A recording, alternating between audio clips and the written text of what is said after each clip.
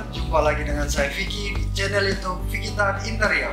Di video kali ini kita akan membahas tentang pasir. Kenapa saya bahas tentang pasir? Karena pasir merupakan salah satu bahan pokok dalam pembuatan bangunan rumah. Di video kali ini saya tidak akan membahas semua tentang pasir, tapi saya cuma membahas tentang pengaruh pasir terhadap keropos pada dinding. Dan juga saya akan membahas tentang hubungan antara pasir laut dengan kekuatan pada bangunan rumah kita.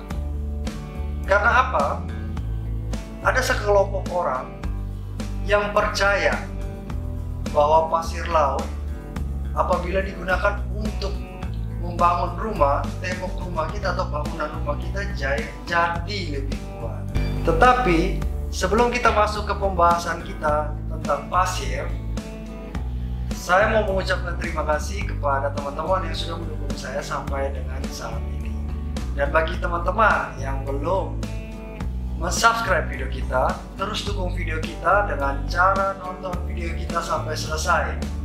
Dan juga jangan lupa subscribe, like, dan komen, serta share video kita ke orang-orang di sekitar kita, sehingga kita bisa sama-sama terus belajar dan bertukar ilmu tentang interior dan arsitektur.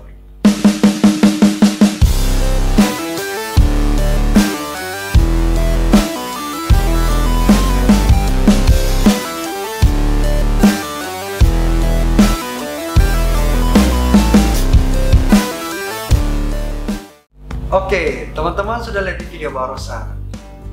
Teman-teman pasti tahu tembok itu kenapa? Ya, kita semua sudah tahu kan, tembok itu mengalami keropos.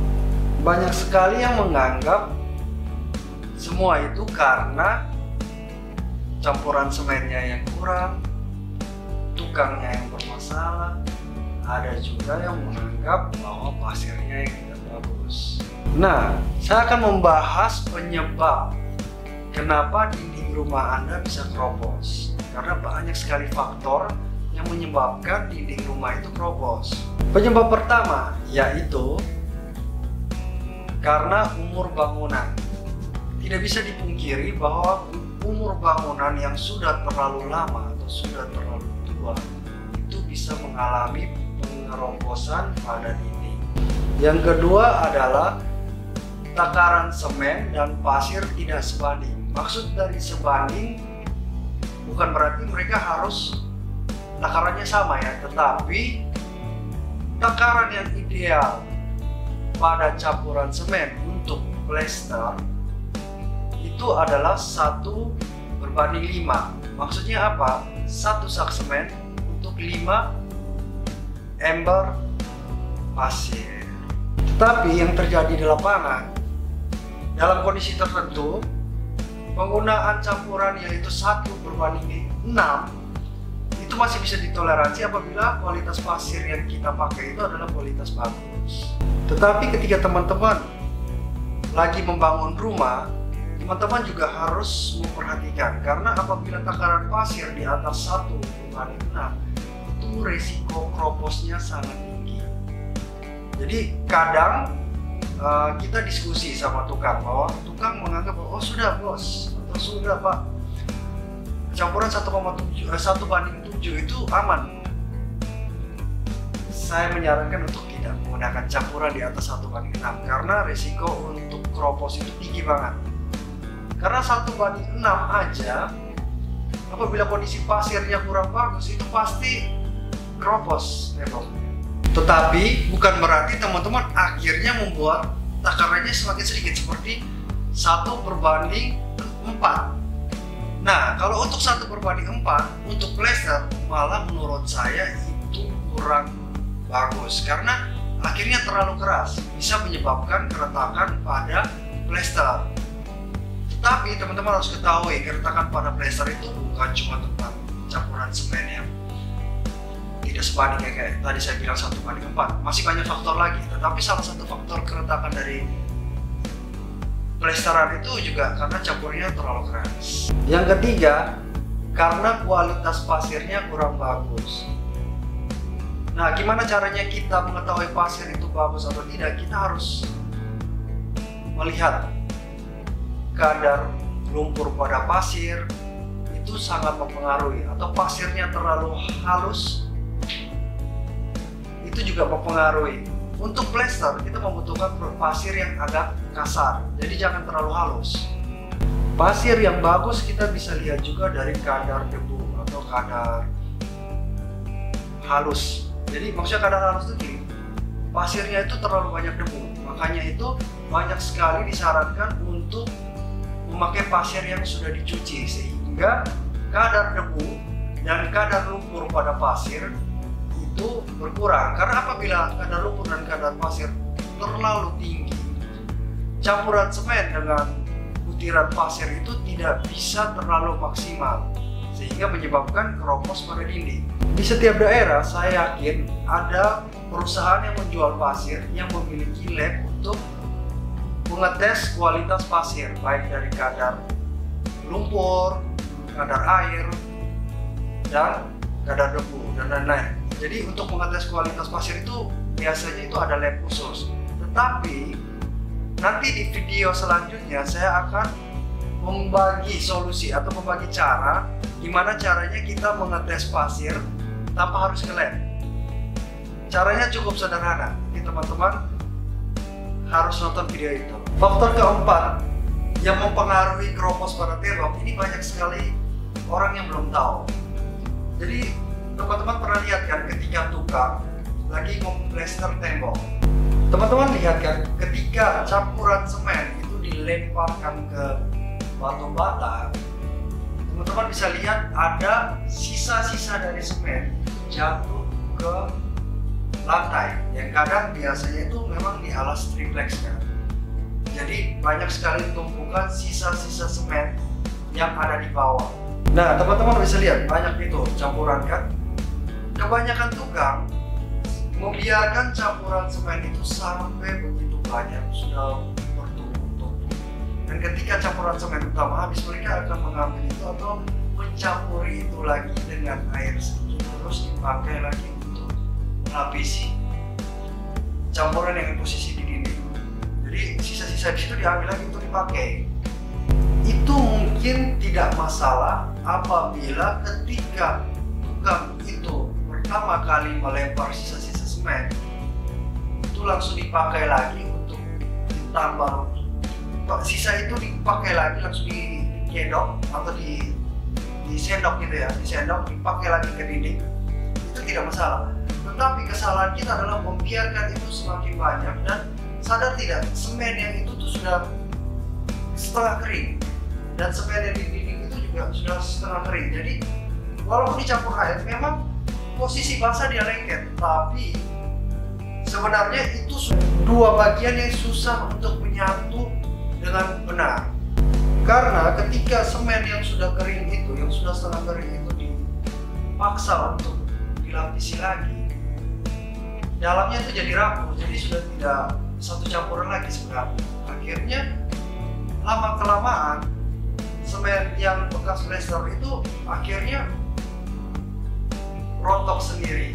Makanya di video tadi kan teman-teman bisa lihat kenapa keropos semen itu dinding itu tidak langsung merata, sepotong gitu. Jadi ya karena di bagian-bagian itulah yang campuran semen setengah kering yang dari sisa bawah itu dipakai lagi di atas.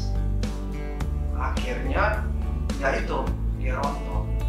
Jadi teman-teman harus benar-benar memperhatikan tukang apabila mengerjakan proses plester, karena gitu kadang ketika tukang itu memang benar-benar profesional ya, dia akan memperhatikan hal-hal kecil, tapi karena itu hal kecil kadang suka dilupakan dan dianggap remeh. Nah, untuk poin yang keempat ya, jadi kalau saran saya, jadi apabila mau memakai lagi sisa-sisa di bawah itu, ketika dilempar dia jatuh, itu kalau bisa langsung diambil dan dipakai. Jangan membiarkan itu kering atau terdiam terlalu lama. Itu saran saya.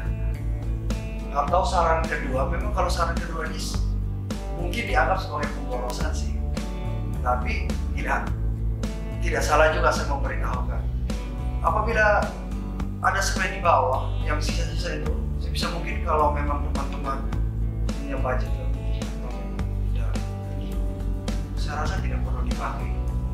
Jadi kondisi tembok teman-teman bisa jadi lebih kuat. Nah, teman-teman sudah lihat kan 4 faktor yang menyebabkan keropos pada tembok. Nah, berikut saya akan membahas tentang gimana caranya untuk merenovasi atau memperbaiki kondisi tembok yang sudah keropos. Banyak teman-teman yang WhatsApp saya atau tanya ke saya ya. Jadi, Vic, ini gimana caranya ya supaya tembok ini bisa keroposnya bisa hilang? Saya sudah sering tambal, saya sudah plester tambal, lama-lama rontok lagi. Oh salah, nggak bisa langsung di plester tambal. Itu salah banget. Nah, satu-satunya cara untuk memperbaiki tembok yang sudah keropos ya, itu jangan pernah teman-teman langsung pergi tambal pakai semen langsung tambal.